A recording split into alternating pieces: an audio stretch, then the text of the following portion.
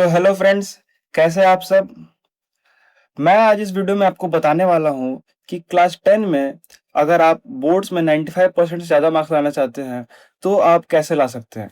मैं वो full strategy explain करने वाला हूँ कि आपको कैसे पढ़ना है, कब पढ़ना है और क्या पढ़ना है जिससे कि आपका 95% से ज़्यादा मार्क्स आ सके। ऐसे बहुत सारे स्टूडेंट्स हैं जो हार्ड वर्क करते हैं, बहुत ज़्यादा हार्ड वर्क करते हैं, लेकिन उनका मार्क्स 75-80 में आकर के रुक जाता है, 95 नहीं आ पाता है।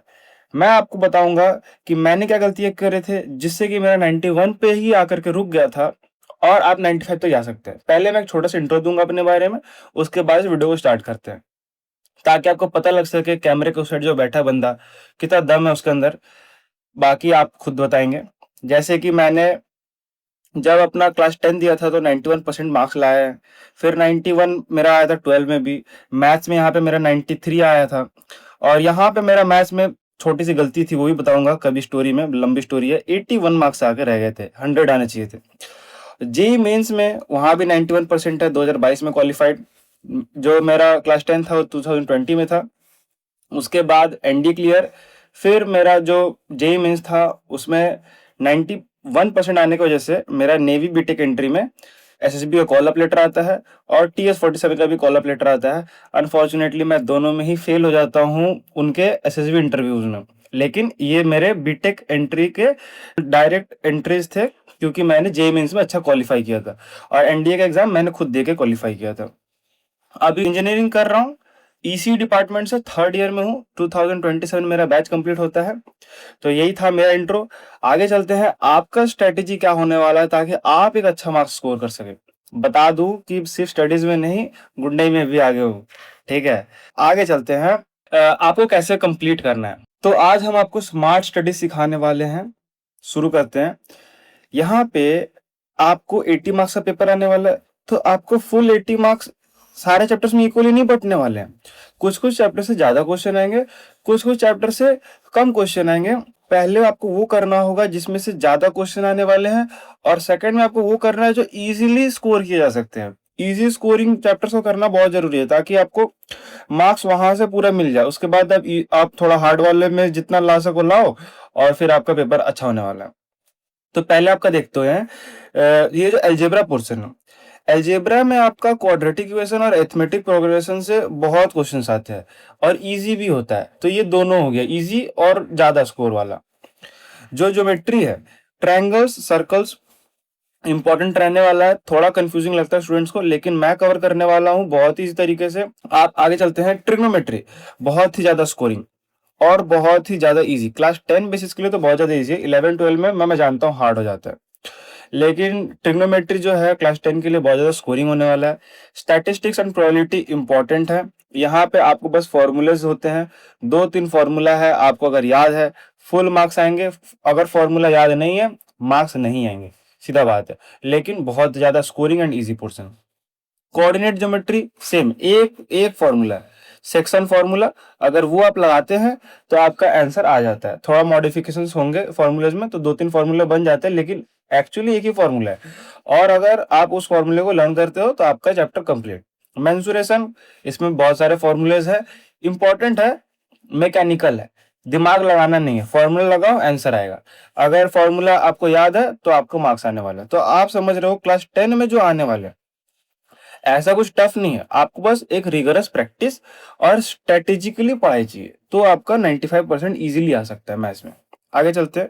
जैसे कि आप यहाँ पे पहले सेक्शन है less hard work but more marks, easy वाला। स्टैटिस्टिक्स बोला ना, मीन मीडियन मोड, आपको अगर फॉर्मूला याद है तो हो जाएगा। प्रोबेबिलिटी जब पढ़ाऊंगा तो आप देखना कितना आपको मजा आएगा। सिंपल लॉजिक, एक formula, favourable outcome by total outcome, इतना फॉर्मूला लगाऊंगा, सारा क्वेश्चन बन जाएगा। ये मेरा प्रोबेबिलिटी रहेगा। कोऑर्डिनेट ज्योमेट्री जो है, इसमें डिस्टेंस फार्मूला, सेक्शन फार्मूला, यही दो फॉर्मूलेज है, हो जाएगा। बहुत ही ज्यादा इजी रहने वाला है। आपको 25 से 30 मार्क्स यहां से गारंटीड है, मिलना ही मिलना है। ठीक है, आगे चलते हैं। अब आपको क्या करना है, जो मई, जून और जुलाई का महीना आने वाला है, ये आपका फाउंडेशन टाइम है। अभी अप्रैल खत्म होने वाला है, मई, जून, जुलाई आएगा, आपका फाउंडेशन टाइम है। अच्छा से पढ़ो, मैं चैप्टर्स कंप्लीट कर रहा हूँ, पढ़ो इसे, प्रैक्टिस क्वेश्चंस करो, मैं बुक्स बता दूंगा कहाँ से करना है, आपको लगेगा तो मैं पीडीएफ से सेंड कर दूंगा, आप उन पीडीएफ से ही पढ़ सकते हो, बहुत ज्यादा अच्छे अच्छे क्वेश्चंस रहते हैं। फिर आपका सितंबर टू अक्टूबर जो मंथ आएगा, इसमें आपको प्रैक्टिस करना है, लेकिन क्या प्रैक्टिस करना है बताओ? एनसीईआरटी और एनसीईआरटी एग्जाम्पलर, यहां से आपको बहुत सारे क्वेश्चंस कॉमन मिलने वाले हैं। आपका अगर सीबीएसई बोर्ड है तो एनसीईआरटी एग्जाम्पलर से बहुत क्वेश्चंस कॉमन आते हैं, अगर आप करते हैं तो आपका हो जाएगा। नवंबर जो मंथ रहने वाला है, शॉर्ट नोट्स आपको बनाने हैं और रिवाइज करना शॉर्ट नोट्स से। शॉर्ट नोट्स क्या है? शॉर्ट नोट्स जैसे कि आप अगर मान लो क्वाड्रेटिक इक्वेशन पढ़ रहे हो, उसमें क्या क्या टाइप्स होता है। एक आपका टाइप हो गया के फाइंड करना होता है, जिसमें बताया था रूट्स इक्वल है, रूट्स रियल है, रूट्स इक्वल नहीं है, ऐसा रहता है। फिर रहता है आपका रूट्स बताओ, जिसमें आपको श्रीधाराचार्य अप्लाई करना पड़ता है, जिसमें कि root 3x² plus 7x plus root under 21 ऐसे क्वेश्चन आते हैं। तो इनमें आपको श्रीधाराचार्य लगाना पड़ेगा ही पड़ेगा। लेकिन कुछ क्वेश्चन ऐसे होते हैं जैसे x² minus 5x plus 6 equal to 0, यहाँ आप श्रीधाराचार्य नहीं लगाएंगे तो भी आपका आंसर आता है। तो हमें पता करना पड़ेगा कि कौन सा क्वेश्चन में कौन सा फॉर्मूला लगाना है। तो इसके लिए आपको एक शॉर्ट नोट्स बनाना पड़ेगा। शॉर्ट नोट्स में आप लिखे रहेंगे कि कैसा क्वेश्चन आएगा तो मैं कैसा करूंगा, ये होता है शॉर्ट नोट्स। और उस शॉर्ट नोट्स को आपको डेली बाय डेली रिवाइज करना है, तो जाकर के होगा। आपका अब लास्ट मंथ आ चुका है, दिसंबर और जनवरी।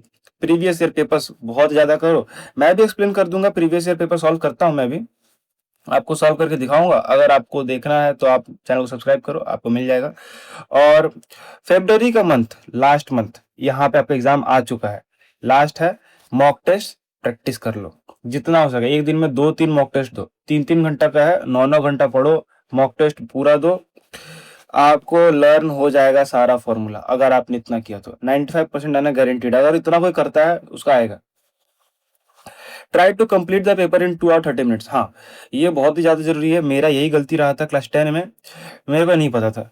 आपको मैं बता रहा हूँ, 2 घंटा 30 मिनट में अपना पेपर कंप्लीट कर लो। अगर आपका कुछ छूट जाए तो ही करोगे 2 घंटे 30 मिनट के बाद, नहीं तो आपको जब प्रैक्टिस कर रहे हो paper set, mock test, previous year, आपको अपना टाइम 2.5 घंटा ही लेना है, 3 घंटा नहीं लेना है। आपको 2.5 घंटा में पेपर कंप्लीट चाहिए। 2.5 घंटा के बाद हम सिर्फ चेकिंग करेंगे कि मैंने कोई सिली मिस्टेक तो नहीं करा, मैंने कुछ छूटा तो नहीं, ये सब हमें करना हो। लेकिन 2 आवर 30 मिनट के बाद आप सिर्फ बचे हुए क्वेश्चंस को ही करना है, लेकिन पेपर कंप्लीट हो जाने 2 आवर 30 मिनट्स में। अब मैं आपको बताने वाला हूँ कुछ कॉमन मिस्टेक्स जो हर बच्चे करते हैं। मैक्सिमम 90 to 95% बच्चे ये गलती करते ही हैं, जिसकी वजह से उनका मार्क्स रुक जाता है। आपको क्या करना है कि ये सारी गलतियां नहीं करनी। पहला है learn only formula, no understanding. अरे फॉर्मूला याद है को अंडरस्टैंडिंग ही नहीं है। अगर आपको पता ही नहीं होगा कि कौन सा फॉर्मूला कब लगाना है तो आप फॉर्मूला लगाओगे कैसे? इसीलिए आपको पहले अंडरस्टैंडिंग होनी चाहिए, उसके बाद आप फॉर्मूला को लगाओ। जब मैं वीडियोस बनाऊंगा तो मैं बताऊंगा ये ही फॉर्मूला क्यों इस्तेमाल कर रहा हूँ, इस फॉर्मूले से ऐसे क्या होने वाला है। और मैं जब वीडियो बनाऊंगा तो मैं कोशिश करूंगा कि कम फॉर्मूलाज रखूं, एक फॉर्मूला 2 फॉर्मूला, इसी को मैं यूज करके पूरे चैप्टर को सॉल्व करने की कोशिश करूंगा। इसी को कहते हैं complete understanding of the formula. तो आपको फॉर्मूला को समझना है, एनसीईआरटी स्किप नहीं करना है।